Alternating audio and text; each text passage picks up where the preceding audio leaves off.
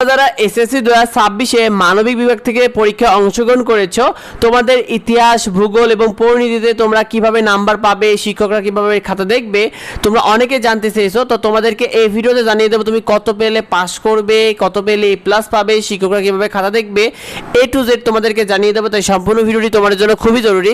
দেখো, তোমাদের ইতিহাস, ভূগোল, পরিণীতিতে তোমাদের কিন্তু লিখিত অংশ, সৃজনশীল প্লাস সংক্ষিপ্ত মিলে 70 নম্বর ছিল, যার ভিতরে তোমাকে 23 পেয়ে পাস করতে হবে, যে খাতাটা শিক্ষকরা পাবে।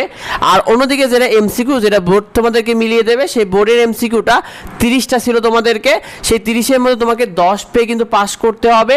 অর্থাৎ লিখিত অংশ এবং এমসিকিউ দুইটাতেই কিন্তু তোমাদেরকে আলাদা আলাদা করেই পাস করতে হবে।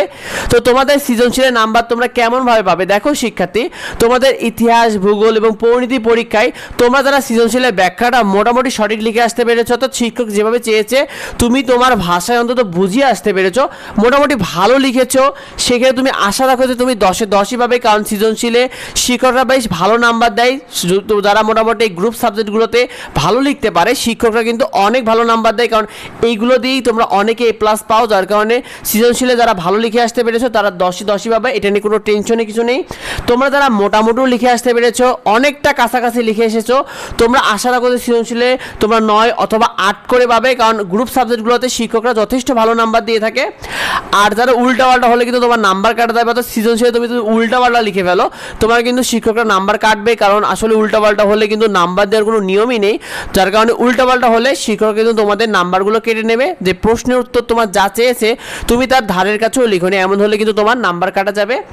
আর তোমাদের সংক্ষিপ্ত প্রশ্ন কিভাবে পাবে? দেখো, সংক্ষিপ্ত প্রশ্নের নাম্বারটা তোমাদের ইতিহাস, ভূগোল এবং পরিণীতি অংশে সংক্ষিপ্ত প্রশ্ন তোমরা মোটামুটি লিখতে পেরেছো, তারা 2-এ 2 পাবে, কারণ সংক্ষিপ্ত প্রশ্ন আসলে নাম্বার কাটার কোনো অংশ নেই।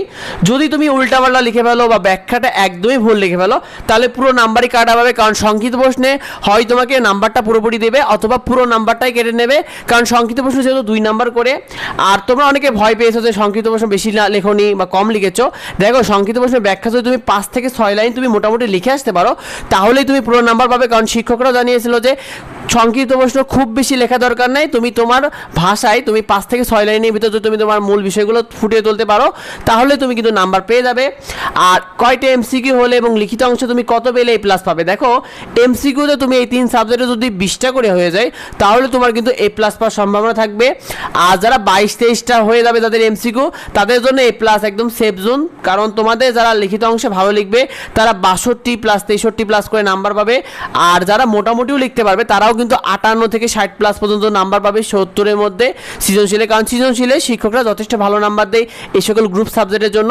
তো তোমাদের সবার জন্য অনেক অনেক শুভকামনা রইল। নিয়মিত শীট এবং সাজেশনগুলো পেতে আমাদের এডুবঙ্গ ইউটিউব চ্যানেলকে সাবস্ক্রাইব করে রেখো, এডুবঙ্গ ফেসবুক পেজকে ফলো দিয়ে রেখো। তোমাদের পরীক্ষা কার কেমন হচ্ছে অবশ্যই কমেন্টে আমাদেরকে জানিও, আর এই ভিডিওটা বেশি তোমার বন্ধুদের মধ্যে শেয়ার করে দাও যাতে অন্যরা জানতে পারে।